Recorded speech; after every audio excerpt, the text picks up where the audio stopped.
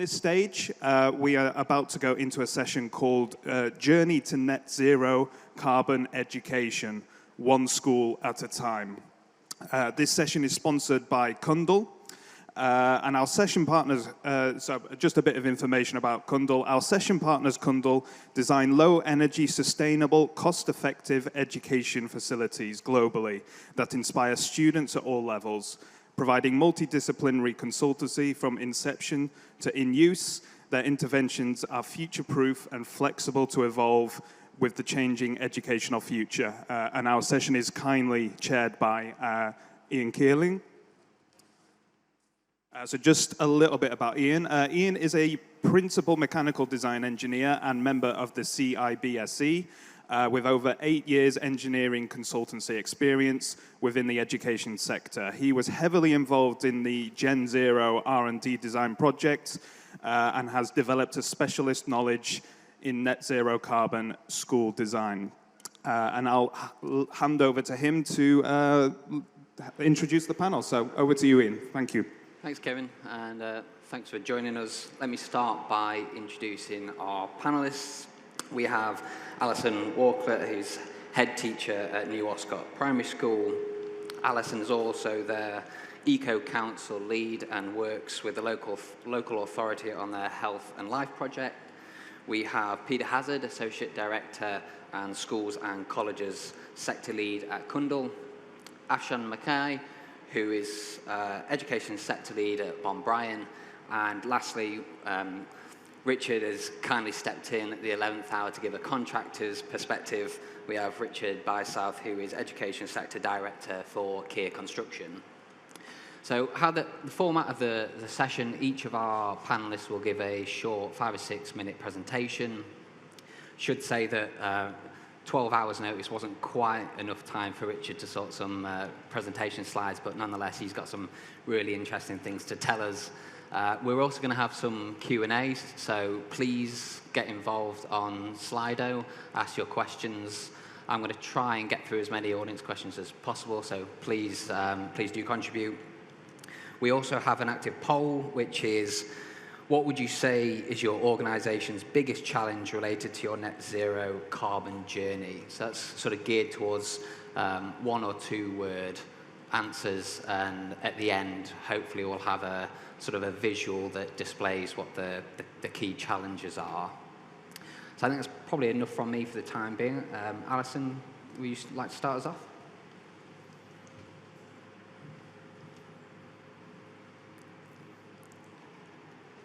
Good afternoon, everyone. Lovely to see you all. The big difference with standing here and standing in a primary school is that if the children were here, they would be fighting for the seats at the front, and I've noticed that you're all fought for the seats right at the back. I'm Alison Walklett. I'm head teacher at New Oscott Primary School, located in Sutton Coldfield, which is in the northeast of Birmingham. We're a large primary. We currently have 678 on roll, and we serve quite a mixed sort of community. So we take families from the areas around our school, Sutton Coldfield, Streatley, King's Standing and Erdington, so quite a wide area that we take from. I will warn you, I am going to be a bit like a proud grandmother showing photos of her grandchildren. I'm extremely proud of our school. We have amazing children, brilliant staff, and I'm really excited by the work that they're doing. We've signed up to the National Let's Go Zero campaign. Lots of schools have done so, and I'm very much on a journey towards carbon zero. I would say we're sort of somewhat near the beginning of that journey, but I'm going to tell you a little bit about what we're doing. The Let's Go Zero campaign really sort of encourages schools to support the DFE strategy on sustainability and climate change in sort of about 8 key areas. So areas such as transport, waste, food, nature, energy, curriculum, and procurement as well. So some of the work that we're doing does touch on those. Right, now I'm just going to show my inexperience with the technology. Can somebody just tell me how to move the slides on? Is it, Yeah, someone's There going we to help. go. I think it's Thank the you. yellow next to your left. Oh, Yellow okay. click, that's it. Okay, I think it's the wrong thing. Right, well, our work at New Oscott is driven by our brilliant Eco-Council, a wonderful group of children. They are democratically elected every year, so they make their speeches and we have votes, and we end up with our group of children who meet very regularly. They come up with lots of initiatives and really drive this forward in our school. Some of the photographs on here show you some of the things that they've done over this year. Very much a focus on sort of reduce, reuse, recycle. So they organise book swaps at least twice a year where children bring in books that they've finished with and they put them on the table, and other children can come and swap and take a new book to take home to read and enjoy. They also organise competitions. So one this year has been a recycling or an upcycling competition where children have been encouraged to use something that was going to be thrown away to make something useful and to put in for the competition. A lot of the work we do as well is promoting nature and really sort of increasing biodiversity in our school grounds. We are really fortunate to have extensive school grounds. We've got lots of green fields around us. Some of the things our Eco-Council do very regularly, litter picks. We also do the annual RSPB Birdwatch and have assemblies around that as well.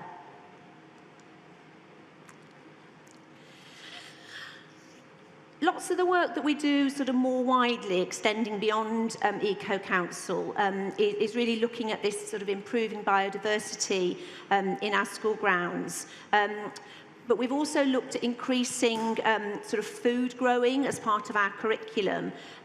We're very fortunate to have a greenhouse, which has been funded by our PTA, and also a number of raised beds, which we had a successful bid. The Lord Mayor of Sutton Coldfield provided some funding for that. So we grow quite a lot of different crops. So we have fruits and vegetables, salads, herbs, but also lots of plants which are pollinators as well. So we have lavender, bee balm, catmint, thyme. And we try and involve the wider school community as well. So that photo on the top far right of the screen, that was on the 8th of May, which was a bank holiday. It was the King's Coronation bank holiday. And we did the big help out. And we had quite a few families who came, grandparents, parents, who came to help with planting around the school grounds. As you can see, it was a very, very wet day, but we showed great resilience and got the planting done. But it's really good way of involving the school community and really sort of trying to communicate and get some key messages out to our wider school community as well. As part of our celebrations for the King's Coronation, we have planted wildflower meadows at the front of school, and the children also then wanted to make somewhere for the insects to live. So we've been very busy making bug hotels, and you can see some of the photographs around that as well. Additionally, this year we've been selected to be part of the local authority Health for Life project. We are a maintained primary school. We come under the authority of Birmingham City Council, and the Health for Life project is something they've been running for a number of years. And it really embraces all of our sort of focus areas, growing food, cooking, and being active. Lots of elements to this. There's some photographs here. This is just sort of a couple of things we've been doing. We have a wheelbarrow planted up and it has been transported to the Gardener's World live show, which begins at the NEC tomorrow. And it's a meal in a barrow competition. So we have planted from seeds, broad beans, spinach, tarragon, all the ingredients needed for the coronation quiche. And as well as that, we've got some pollinating plants in there and one of our bug hotels for luck as well, and lots of Union Jacks, as you can see. As I said, we've increased food growing in our curriculum, but we've also increased cooking as part of our curriculum. And we've tried really hard to make links between what we grow in our school grounds and what we cook. So there's some photographs here on the right showing Year 5 making vegetable soup, which was very tasty. I'm always official taster, as you can imagine. Salads in Year 4. And there's a photograph there of some of our older pupils as well, making pancakes, including ingredients that we've grown, such as chives, strawberries, tomatoes, not all in the same pancake, but different pancakes, but they were delicious as well. And as an aside to that, but sort of linked to the Let's Go Zero campaign, and in line with many schools, we also have meat-free Monday. So that's sort of another initiative that we've brought in as part of working on those areas. Another element of the Health for Life project, being active, we do lots of work as a school, a wide variety of clubs and activities for the children and award schemes. But specifically addressing the transport element of the Let's Go Zero campaign, we tried really hard to increase the number of children either walking to school or cycling or scooting, and staff actually, and have built in additional storage to try and encourage children to do that. And additionally, over the last 2 years, we've also had 110 pupils in Year 5 and 6 who have completed the bikeability training, which used to be called cycle proficiency back in my day, but is now bikeability. But really good, because we're ensuring that children are safe, they know the rules of the road and can get themselves to and from school really safely. We're also really lucky because we happen to be located very close to Sutton Park, which is a really wonderful resource for us. And we try and use that for lots of reasons. I think that there's a message that trips out don't always have to involve a coach, although the children do love going on a coach, as you can imagine. But so it's right on our doorstep, and very much taking that opportunity to promote enjoyment of nature, the children's mental well-being, as well as teaching about the environment as well. As well as all of that, our governing board have really sort of joined us in the work that we're trying to do. So some of the initiatives in recent years is the move towards being paperless, which really has, I think the initiatives across the school has reduced our use of paper considerably. So meetings are paperless, all our documents are uploaded onto our portal, all letters and communications to parents as well are all emailed, and we sort of use things like Google Forms to gather data from our parents as well.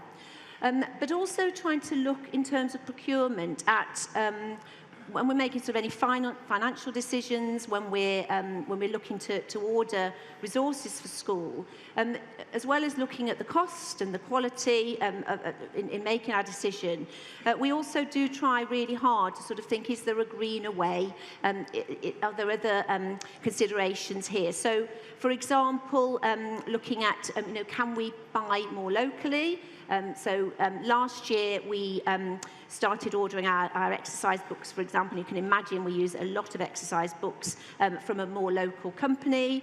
Swimming, we go to the most local swimming baths at Windley.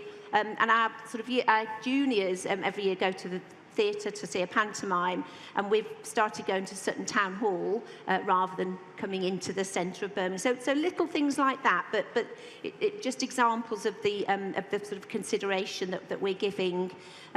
Trying to sell unwanted equipment. So we recently successfully sold some unwanted chairs, which were really past their best, but rather than going to landfill, we managed to sell them.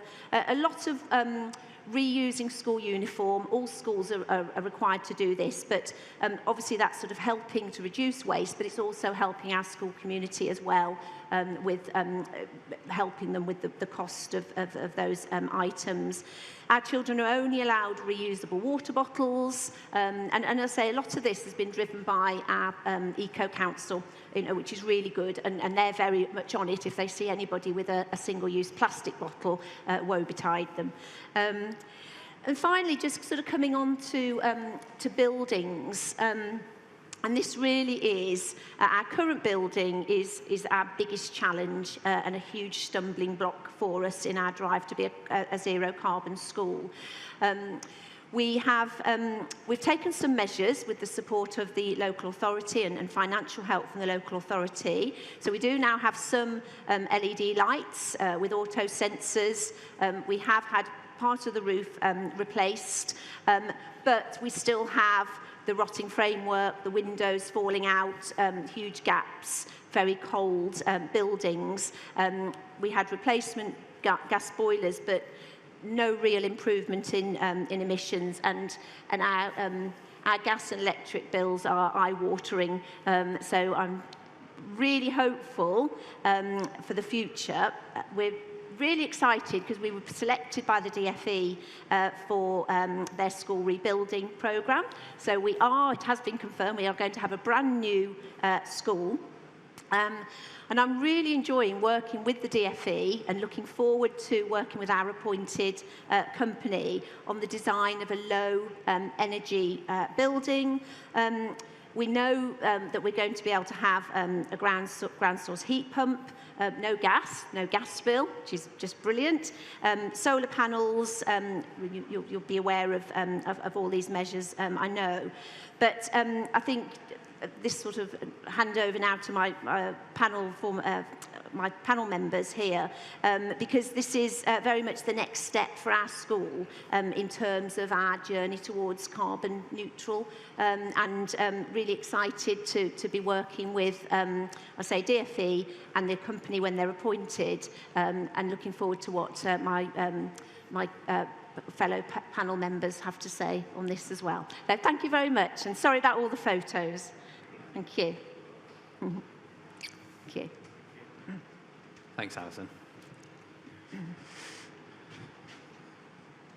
Right. So, yeah, Peter Hazzard, Cundall, Schools and Colleges Sector Lead. So we'll be talking a little bit about our company's journey to net zero carbon in education. This all started several years ago now, right at the start of, before the C word, where we were fortunate to be involved in the GenZero prototype with the DFE. And this was an enormously interesting and challenging project for us, a lot of R&D, something we wouldn't normally get to have a go at.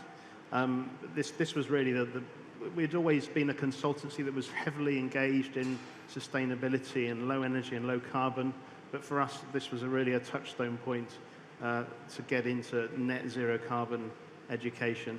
So the GenZero prototype, for those who don't know, R&D project, not everything has been published yet, but we're hoping it will. There's already a website, genzero.co.uk, which has got a lot of information on it, on what's gone into this. And we were just a small part in a big design team. These are ultra-low energy buildings, ultra-low carbon in operation, and extremely low embodied carbon and life cycle carbon. The aim wasn't to build something that you'd actually build, but actually to push the boundaries for what could possibly be done. We did a whole load of optioneering about thermal comfort, about health and well-being, about the user environment, the user experience. And actually what we came back to, once we'd considered everything around energy and carbon and all of these things, we ended up with something actually that was reasonably straightforward in terms of natural ventilation, cross-ventilation, low energy, wet heating systems. And just this is a very small snippet on where we got to. As you can see there, the energy targets, we set the bar extremely low at about sort of 35 kilowatts per annum per meter squared, and extremely low embodied carbon results as well. Where we moved on to next with the DFE was started sort of last year and running through this year is the energy pods piece, which Ian's been heavily involved with. This is a piece that's again a lot of R&D, but actually looking at something that will get built. So this is looking at sort of the lowest possible common denominators for modular pods, prefabricated energy centres that can be literally transported into an existing school, irrespective of its age or condition. There's a shopping list of variants of pods that can be picked from to suit the size and condition of that school, that can start that school's journey on its way to net zero carbon by, ideally removing all fossil fuels on site, but that may not be possible at day one because of various legacy issues around fabric and this sort of thing. But certainly this whole energy pod piece should become something that can be rolled out to help that entire school estate start on its journey to net zero carbon. We've also done some other things off our own back, but using some of the DFE principles that have already come out in specification 2021. We're doing our own carbon offsetting pilot where we've picked 3 schools that we know, and we said, look, we want to try something. We're going to help you get to net zero carbon by applying some of the strategic brief, sustainable estate strategies to that, providing that route map for the school to decarbonise to get to net zero carbon by 2050. So we're trialling this out in 3 schools. One of them's an academy here in Birmingham, which is Aston University Engineering Academy, just up the road. That's only 10 years old. It was a BSF scheme under Birmingham BSF, so it was already performing quite well, but it's not a net zero carbon school. It's using a lot of energy, and we've done some work to get that to net zero carbon, and this summer we're going to be implementing some of the early steps to reduce the energy consumptions.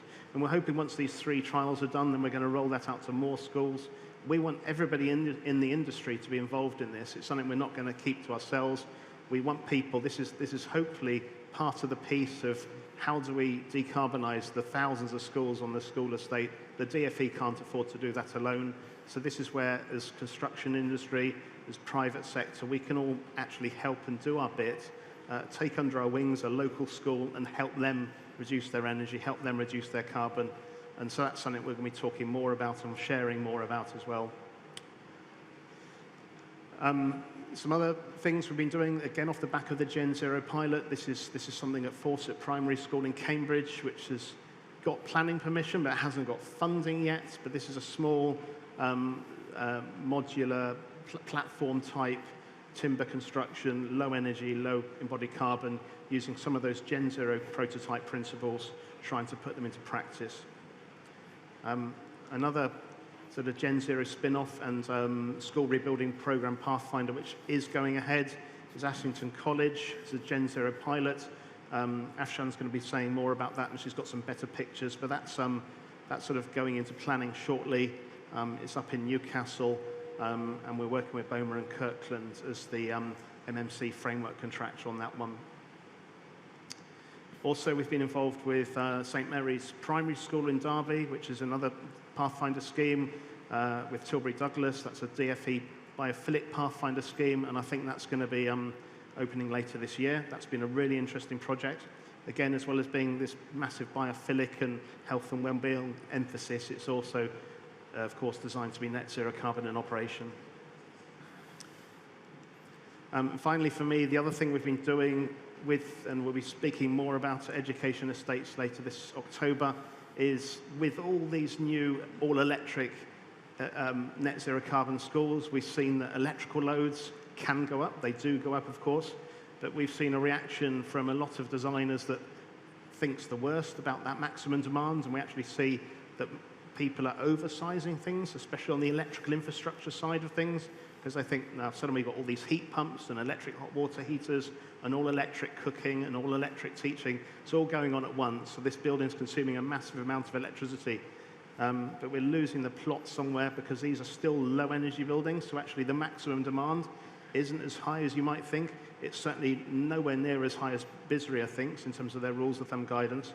So we're doing a lot there to actually go back to schools that have recently handed over, net zero carbon schools that are finishing this summer. We're going to be exploring what they're actually consuming, how they're consuming it, and feeding that back into the industry. We'll be going back out to CIBSE and BISRIA to say, you need to update your guidance, please, because your current guidance isn't accurate. So that's just a very quick bit on everything we're doing, and there's loads more we've got planned for the future, I hope. So I'm going to hand over now to Afshan Mckay. Thank you. Thanks, Peter. Right then.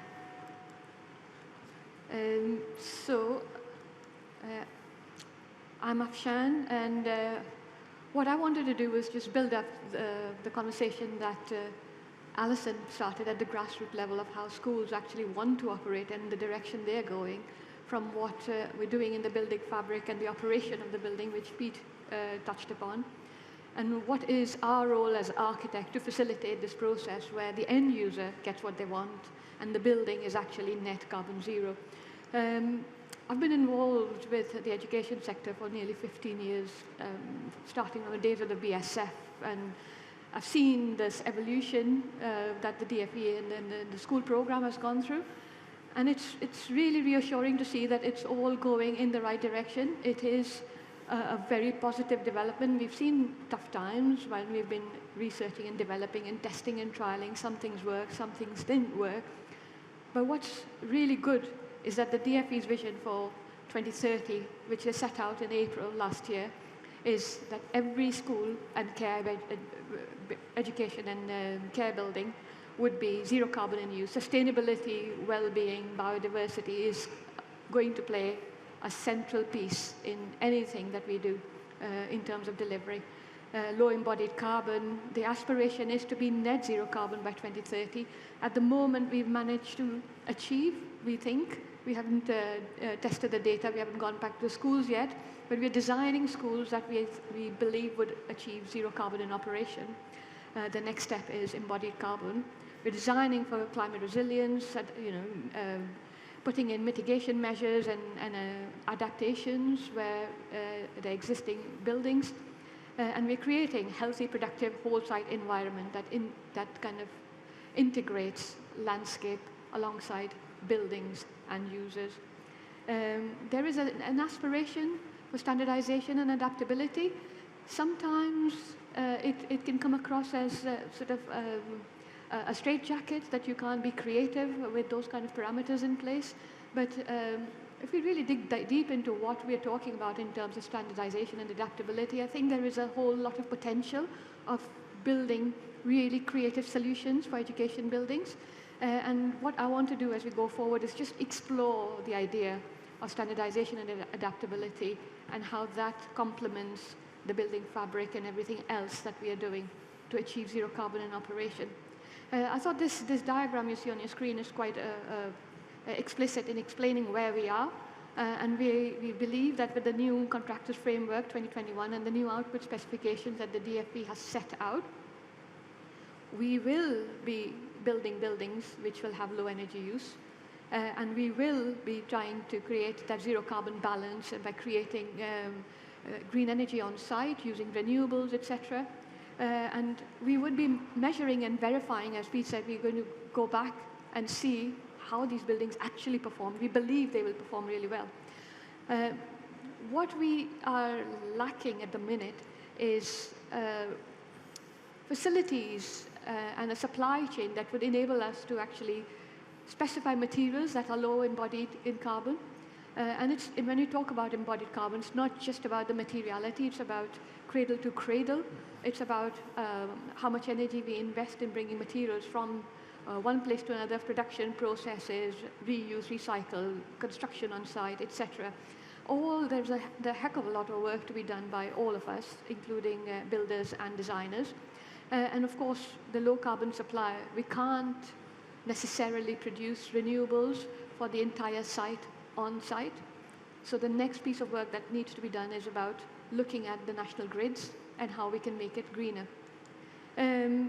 Standardization and adaptability was the key themes that I would like to focus on. And what we're talking about is basically scalable, standardized solutions.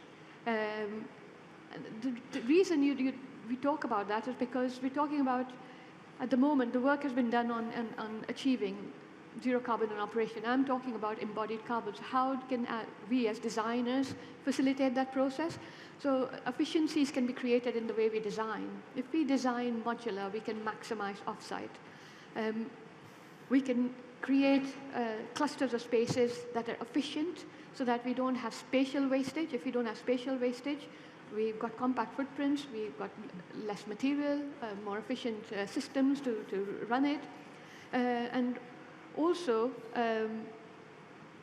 by designing to grids, optimal material grids like 600, 1200, 360, we're sort of working with the material and factories and manufacturers so that there is a minimal wastage in the materiality. So we use cladding materials that are actually sized for the design rather than cut and paste and throw away.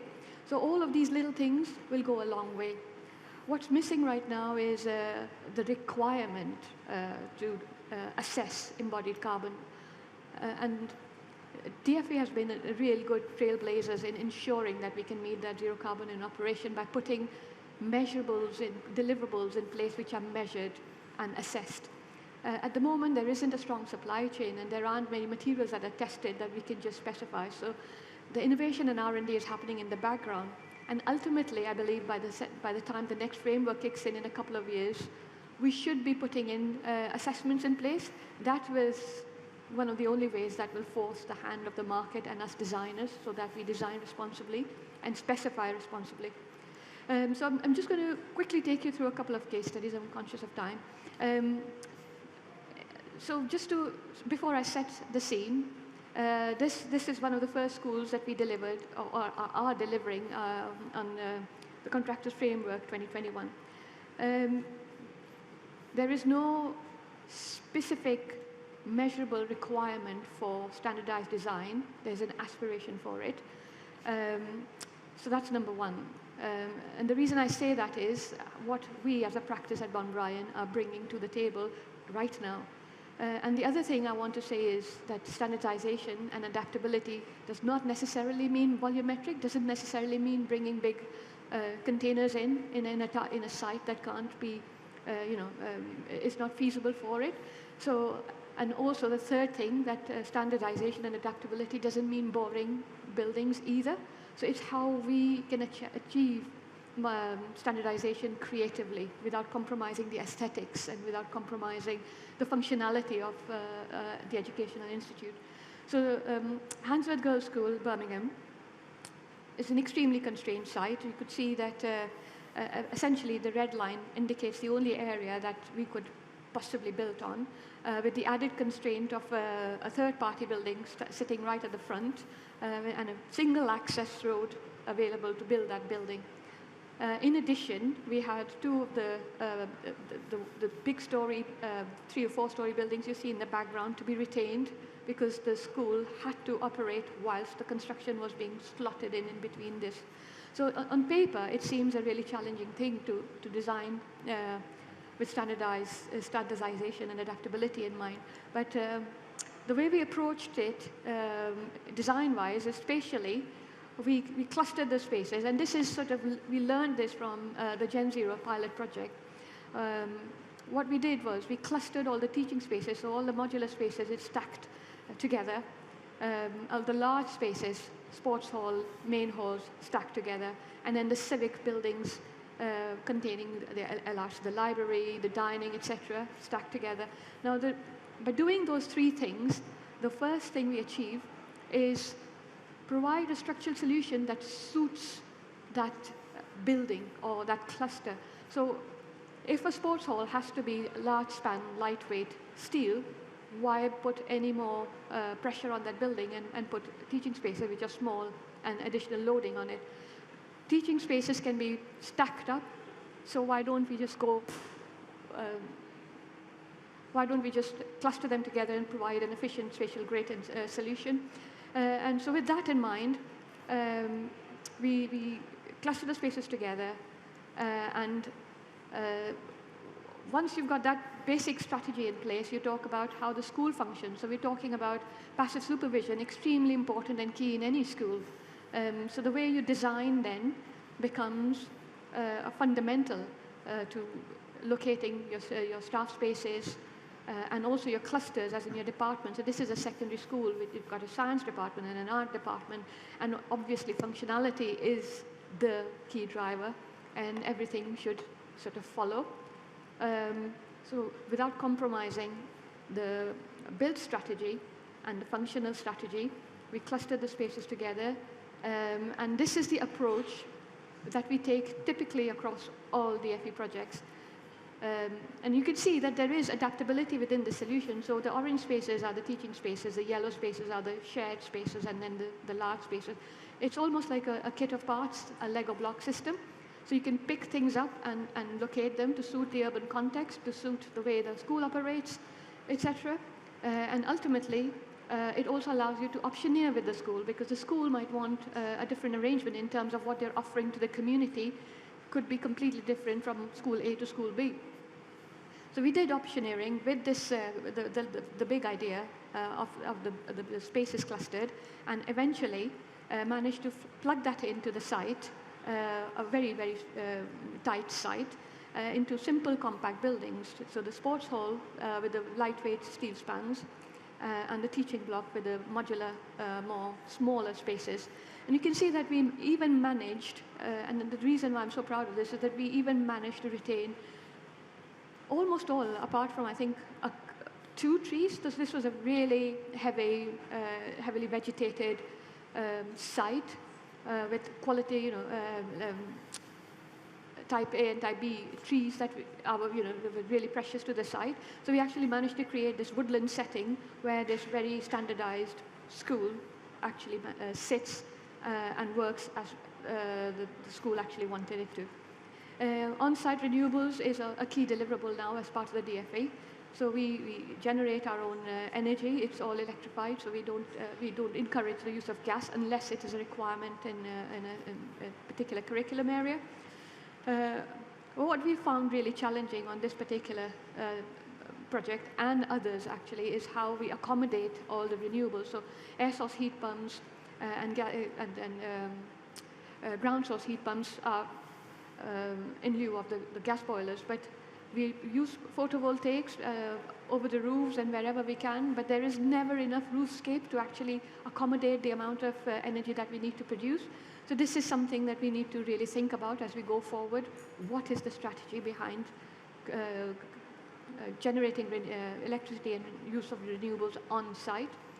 And I just wanted to share a couple of images. It's a very standardized building, but you can see that it is it's tailored to the school. It reflects the woodland setting. We've got natural materials and a very minimal use of material as well to keep the embodied carbon as controlled as possible. And just a series of regular spaces, but biophilia and landscape is a very critical and integral part of the solution to whatever we do in the education setting. And very quickly, just touch on Northumberland College. This is like a step forward from what Peter shared with us in terms of GenZero testing that we did previously. So here we are actually executing it in real life and in a college setting rather than a school setting. And the principle of it, as I explained with Handsworth, the Hazzard concept was sort of an evolution of the GenZero principles, that we keep the 3 clusters together: the teaching, the commons, as they call it, where the library and the dining is, and the sports hall. The difference between this and what I just showed you was that many schools ideally want their school to be connected. They don't want to be stepping out into these various curriculum areas. Whereas in GenZero, the idea is that there are 3 distinct buildings, perhaps connected by a canopy. In the college that we are designing at the moment, it's very close to planning. You can see that it's a very regularized grid. We've got really good, solid materials with low embodied carbon, so timber and brick for robustness, arguably not as low embodied in carbon.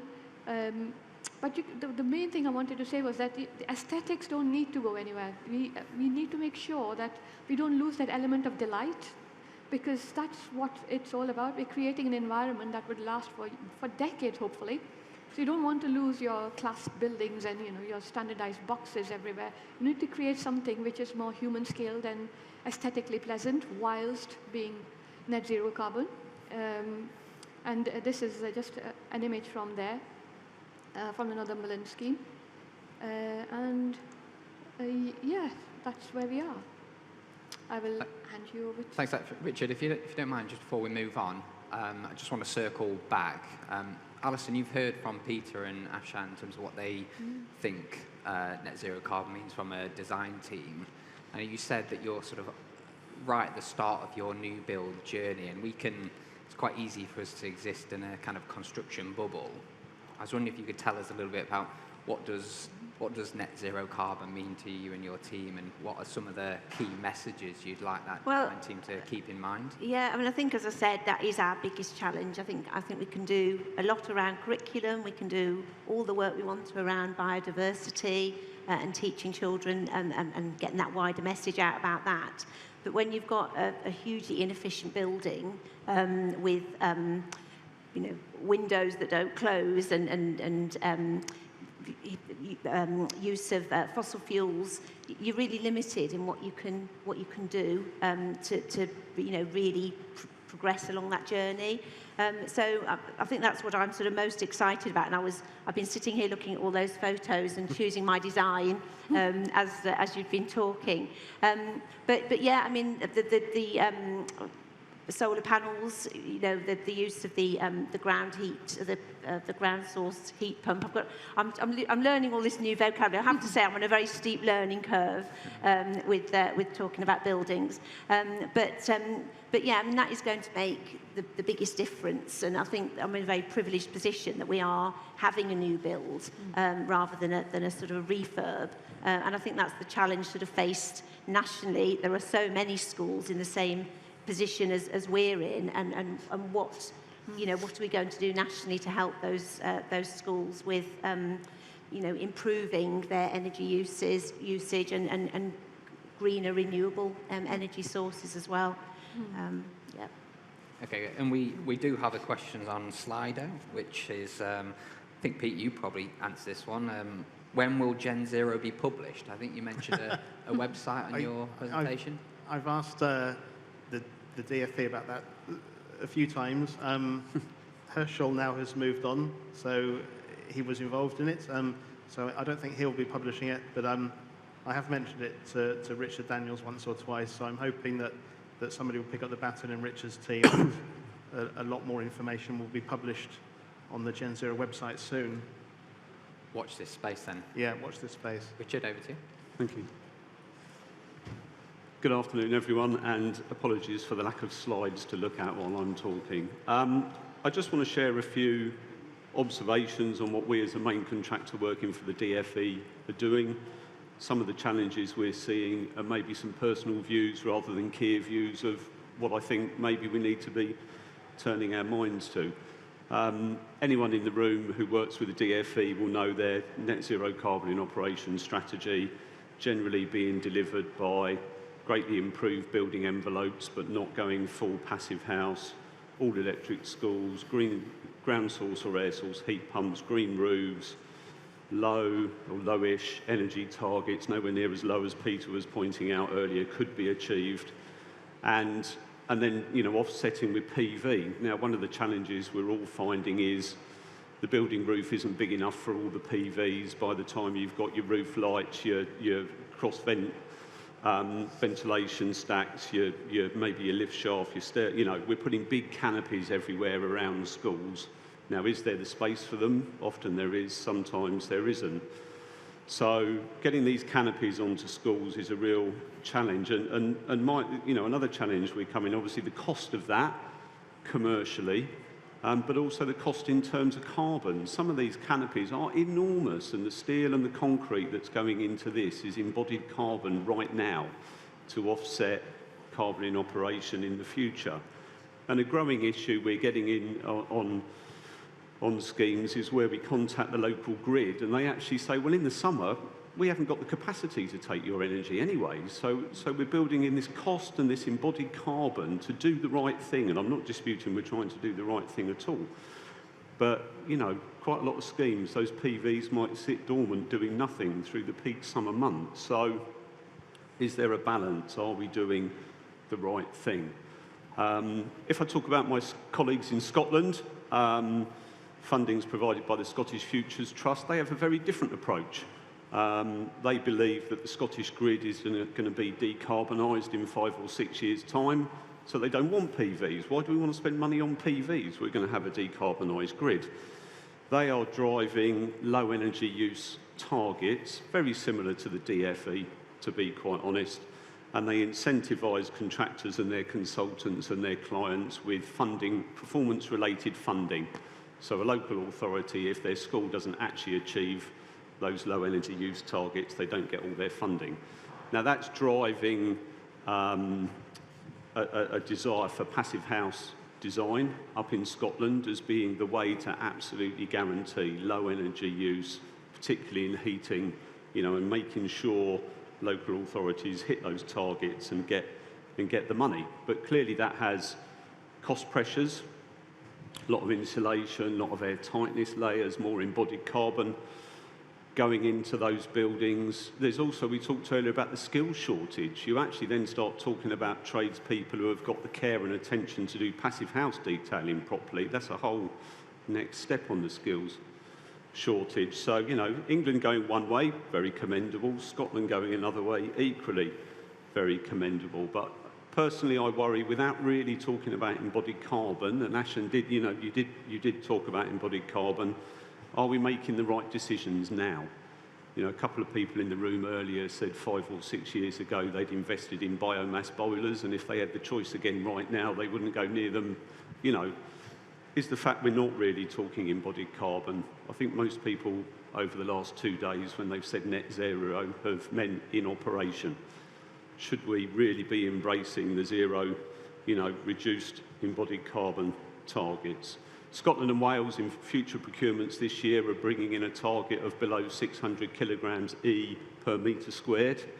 And we'll see as a team of constructors and designers and consultants, we've got to go on a journey to achieve that. So, and I'm really excited about that. It's great. I'm an engineer at heart. I'm a civil engineer. There's going to be some fascinating conversations, challenging our designers. Every stage of the design process, we build in a little bit of slack.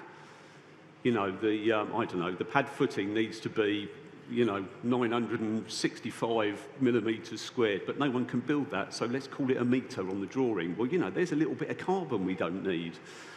Steel frames are over-designed because the contractor might load the planks this way, or they might do that. Well, let's agree how we're going to do it and just get rid of all that. We can get rid of loads of embodied carbon. Concrete mix designs. We put concrete in the ground that's going to reach C35 in 28 days, and it's just backing up a curb on the edge of a footpath. It's madness. There's so many easy wins, I think, to get embodied carbon out of design. And that's the first journey we need to go on. There's also alternate materials, new technologies, there's all that going on as well. But let's get rid of the embodied carbon that we as professionals are designing in, and I'm building in as a contractor. Let's get the easy wins, because most of those, do you know what? They drive down cost as well. Less material, less carbon, less cost. So win-win all the way round. I think as contractors and our consultant partners, we need to help the schools that we hand these new buildings over to them. We need to hold their hand for a year, for 2 years. Do you really know how this school was designed, how it's to be operated, how it needs to be maintained? We need to tell you where you're using your energy, when are you using it, how can you reduce that?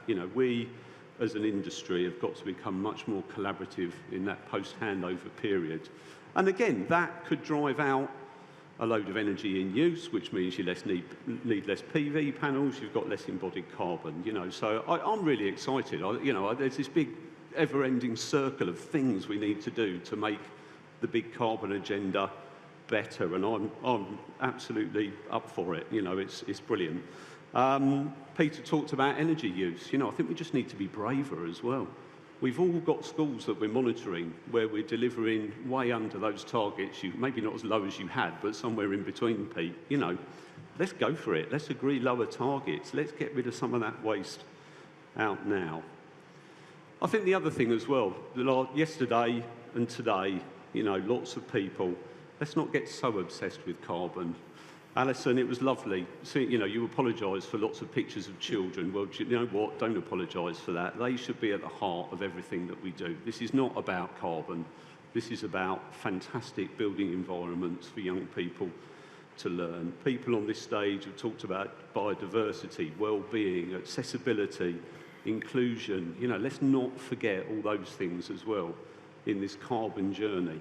These schools have got to be absolutely fit for purpose for the modern curriculum and the young people of today who become, you know, the wage earners, the taxpayers, the parents, the whatever of the future. You know, this is about our future as a society. So my observation, we're doing some brilliant things.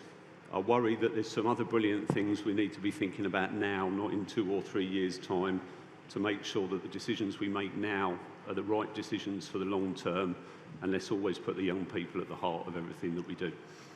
Thank you. Thank you. Thanks, Richard.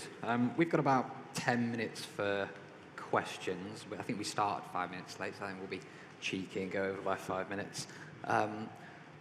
Probably best moving now to the Slido poll, if we can, see if we've had any responses.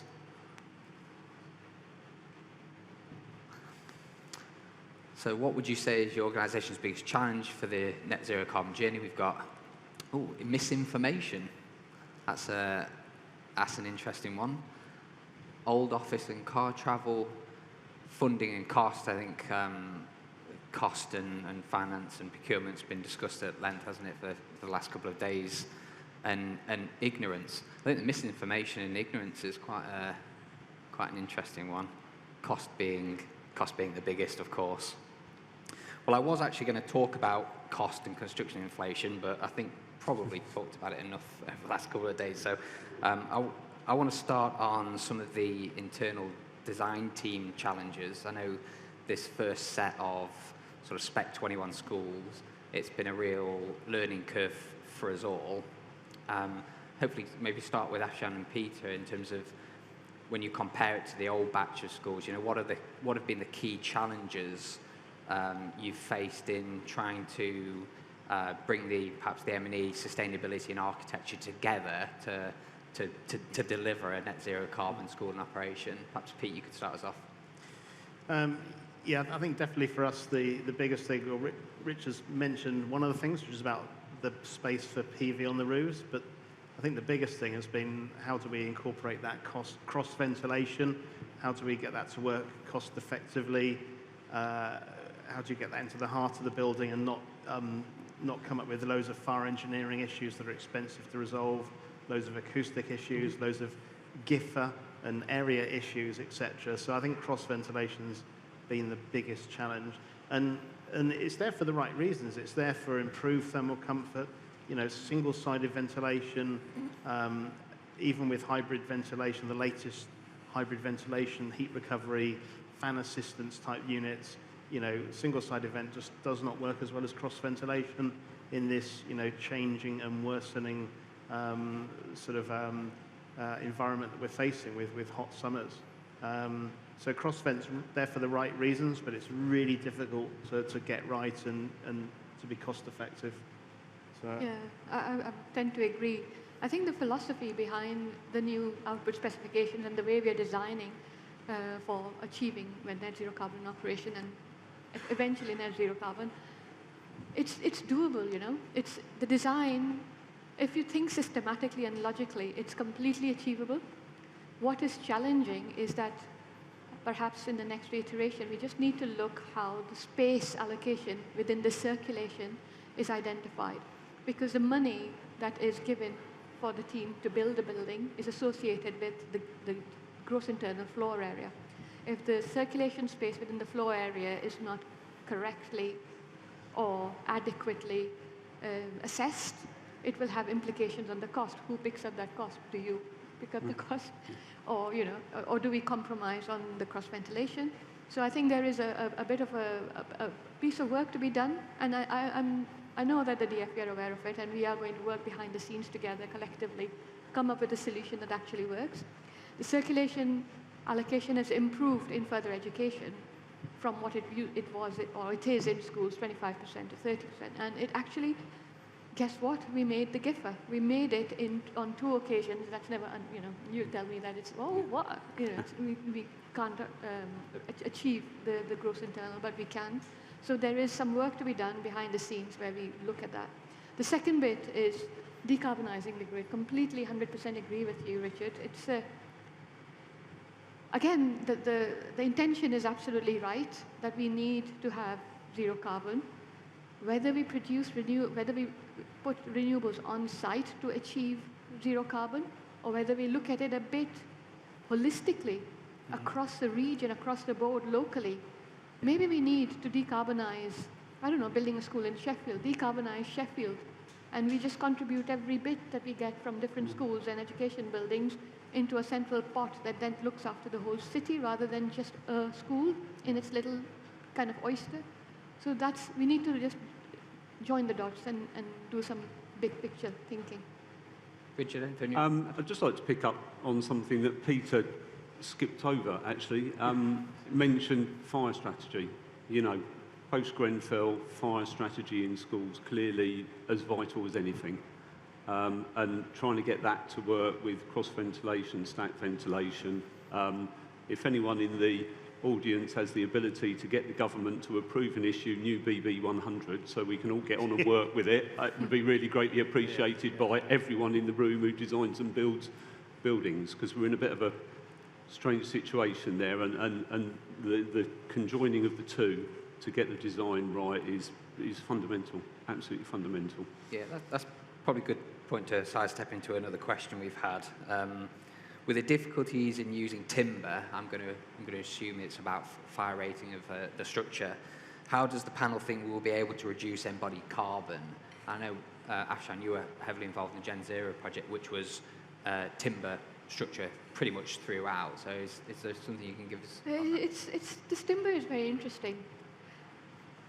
Now, this is just my personal take. If every single building in the country and the world is going to be timber, where is the timber coming from? That's just me thinking aloud, by the way.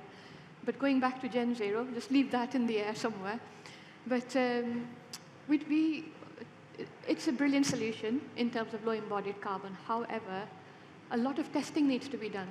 And we're putting children in an environment where if the testing is not there, who's going to put their neck on line? So once the research and the test data is available, then we will all feel very comfortable in designing with timber frame and also using it as an external material. Now, having said that, in Northumberland College, Ashington campus, we are using timber cladding, which has been tested, and thank God we've got something that we can actually go for, and then the insurers can then insure that material. But there is a bit of work to be done. It's the right direction, and we need some more innovation. Genuinely speaking, we need to think of other materials that could also be low embodied in carbon. I think we've just embarked on this journey. There's a whole distance to cover. Okay, I've been given the 2-minute warning, so I'm going to end with one question. I want very quick answers. When you compare a Spec 2-in-1 school to one 5 years ago, you might say one of the big changes is no gas boilers, air source heat pumps. Thinking forward, perhaps a second or third generation net zero carbon school in 10 years' time, when you compare the ones we're delivering today with those in 10 years, what do you think the one big difference is going to be? And perhaps, Alison, at the end, if you could tell us what you think the one big difference is going to be between your old school and the one you're about to get. Richard, do you want to start us off? Oh, gosh. I think, enhancing landscapes, biodiversity, biophilic design, linking to how that can control the internal environment. So I don't know whether that will be the biggest change. I think it's a lovely change if we get bigger, better, greener landscapes around our schools. That has, if we talk about carbon and everything else, that's got to be a great thing to do. More diversity in our landscapes. I would say in 10 years' time, hopefully, we would have stopped isolating the schools from the wider community, and the school then becomes an integral part of the village, the city where it is, and the boundaries are more blurred without compromising safeguarding, of course. But that's a challenge for us designers to create an environment that can actually offer that. Peter? I was going to say what Richard said, so I'm going to go something that's not in my field, but I know it's one that we're working towards, and that's a relaxation of the ADS, so that we can have a standardized grid that's not so focused on every square meter of Gifford, but one that works more flexibly and is more cost effective because it's a complete standard grid that can be repeated and allows that future flexibility at a low cost. Okay, I'll finish with Alison. Yeah, I'm learning to manage my expectations around our new build. I think my original wish list has been significantly reduced. I just want a school that's fit for purpose and that I can educate our children in, without having ceilings falling down and windows falling out. So maybe my expectations are quite low in that regard. But how exciting to be working with the engineers and architects and designers who are going to give us a school that's going to be just brilliant for our current children and future generations as well, and for their education. So. Okay, well, draw it to a close there. Thank you for coming, and thank you to our panel. Thank you.